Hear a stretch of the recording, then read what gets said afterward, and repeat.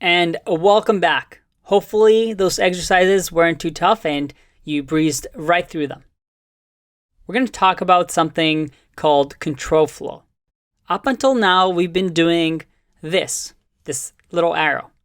We write a line of code, then another line of code, then another line of code, then another line of code. And everything executes in one line, just flows, just kind of like water. If you're pouring water down, it's just going straight down.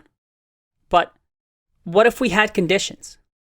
What if we wanted to say something like, if username is Bob, say hi Bob. If not, say I don't know you. Maybe sign in again, or we don't have this user. And that's called conditional execution. And it looks something like this, where we get to a point in the program and we have two options, where we either want to go one way or the other, and then continue executing. So in this lesson, we're going to talk about exactly that, conditional execution. Let's try some out. So JavaScript conditionals, that's what they're called. We're going to start off with what's called an if statement. And an if statement kind of reads like English. We can do something similar to this. I say if name equals, remember 3 equal signs here, because we're not assigning a variable, we're comparing. If name equals Billy, close the bracket, and this is just a notation that you'll have to get used to. Again, it's just like learning a language. You just have to know that when you're doing an if statement, you have to have these brackets, close the brackets, and then you do curly bracket, hold Shift and Enter so that the program doesn't execute. And we'll say, I've added a tab just so you can see for indentation. I can say alert, hi, Billy. And I close the bracket. And again, just like I said, each expression, something that produces a value, needs to have a semicolon. And you might think that you need a semicolon here, but again, with an if statement, you don't add one. But alert, that's an expression, we add a semicolon here. Now you might be asking yourself, well, we haven't assigned a variable to name yet. So let's do that. I'm going to say name variable name equals, we'll say, Billy. And I'm going to press enter. Let's see what happens. Hi, Billy. Okay, so that looks like it's working. Just to double check, what if I change name to Susie? Oops. Semicolon, not column. Okay, and now if we run this program again, I'm going to just copy it. If name equals Billy, alert, hi Billy. Nothing happens. I just get undefined and no alert. So that's a conditional statement. But let's be realistic here. You often won't just have code that executes when a condition holds true, but also code that handles other cases, such as when the name isn't Billy, maybe when the name is Susie. So this alternate path is shown, if you remember in the diagram, by the alternate arrow. We need to have an alternate route in case the name doesn't equal Billy. So let's go back again and see what we can do. So the second keyword that we're going to learn is else. So you can do something like if name equals Billy, and I just press right key arrow here again. Google Chrome is smart enough to know that you've typed this before. And now, instead of leaving it like that, I now press space else. So if name equals Billy, alert, hi Billy. Else, it kind of reads like English, right?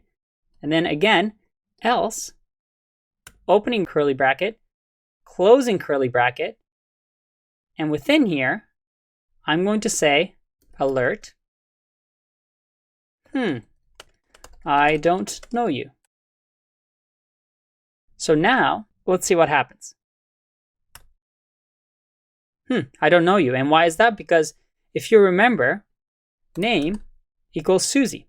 If I change name to Billy,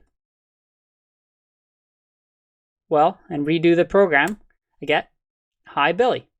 So that's what's called an if-else statement. You write a condition, if something equals true, then do something, else, do something else.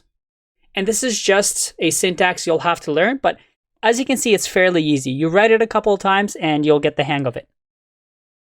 Okay, but now you might have another question.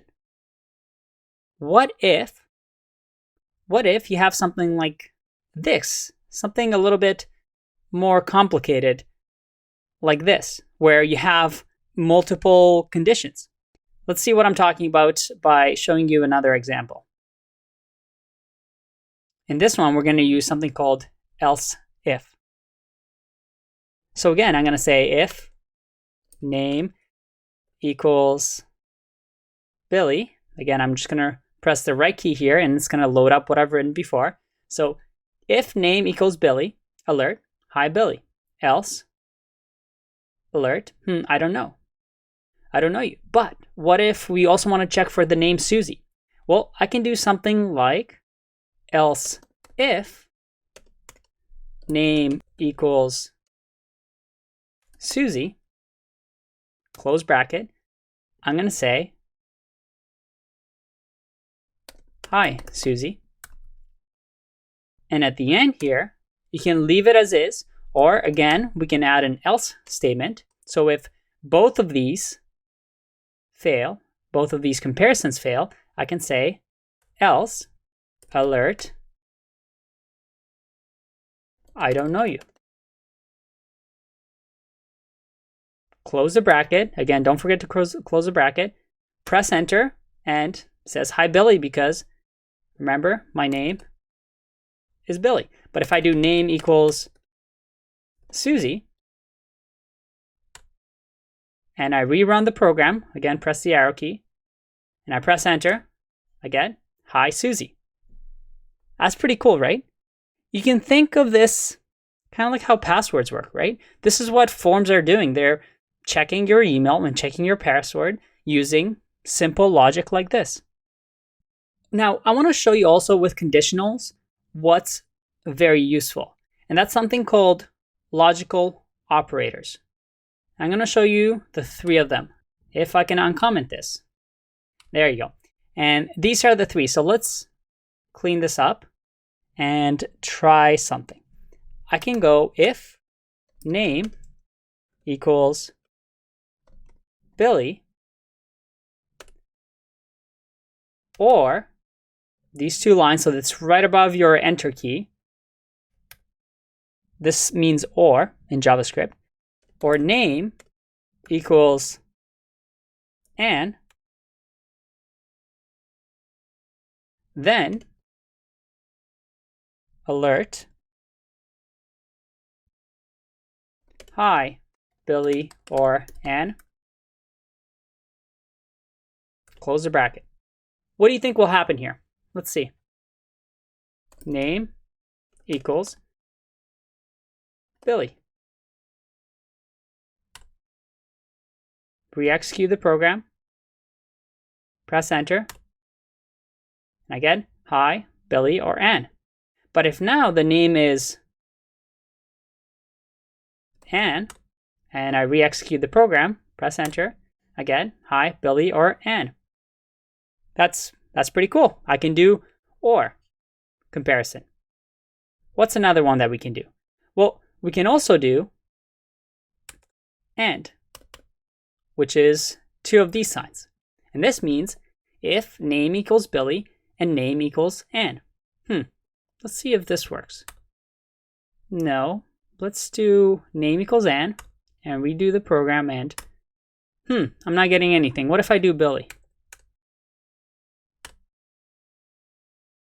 And execute?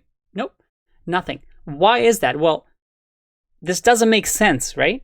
I mean, name equals Billy and name equals Anne. But as we've discussed, a variable holds holds a value. It's a drawer in your desk, and it has a certain type of look to it. It either has a pen or a bunch of files. It can have both Billy and Ann, at least now with what we've learned so far. So this doesn't make sense. Where you would use AND is maybe to check somebody's name. So I can do if first name, remember I'm using camel case here,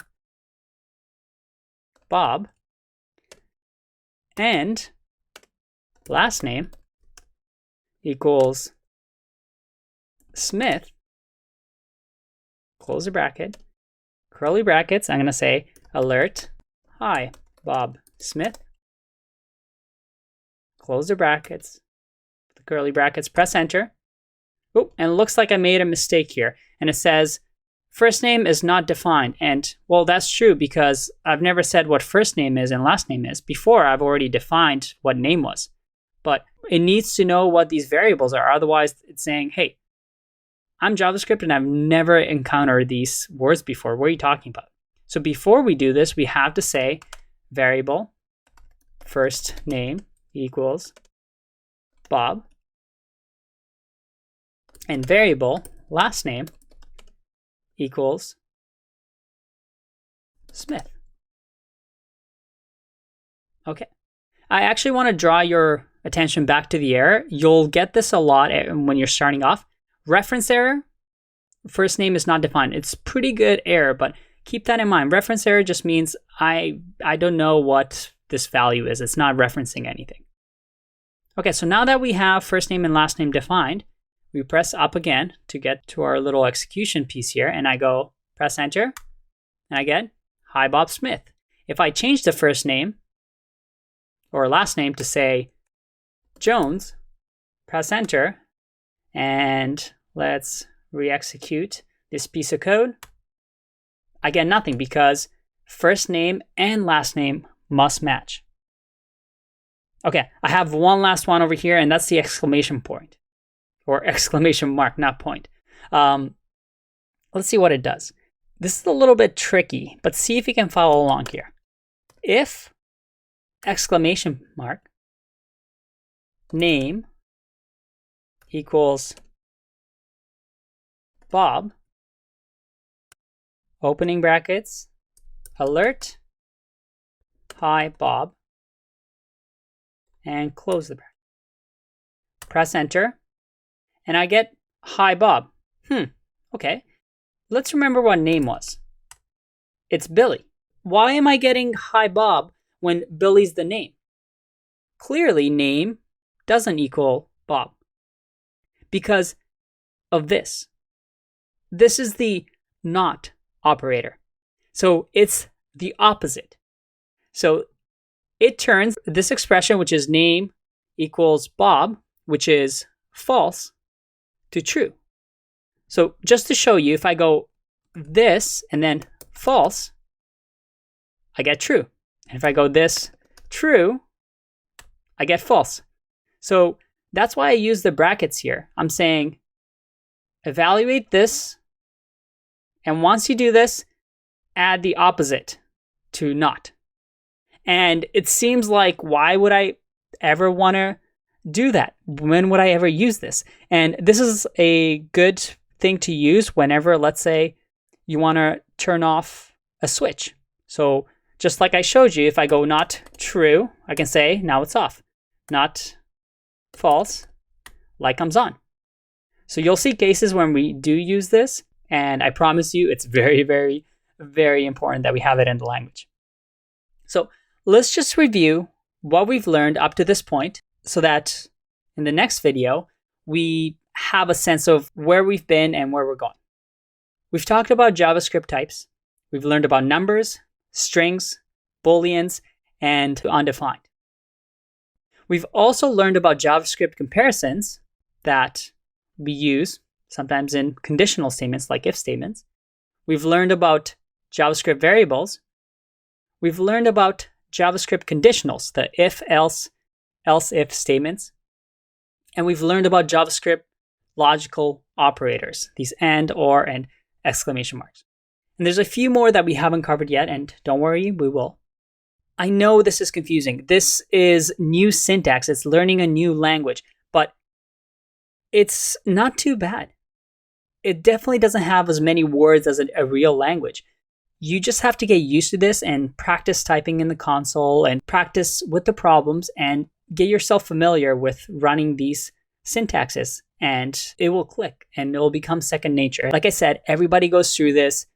You'll get it. I promise. I know I keep saying this, but I only say it because I know when I started learning this stuff, that's how I felt, and that's how everybody else feels. So I want to just make sure that, don't worry, you'll get there. You're going to be a master of JavaScript by the end of this course. So I'll see you in the next one. Can't wait to show you more. Talk to you then. Bye-bye.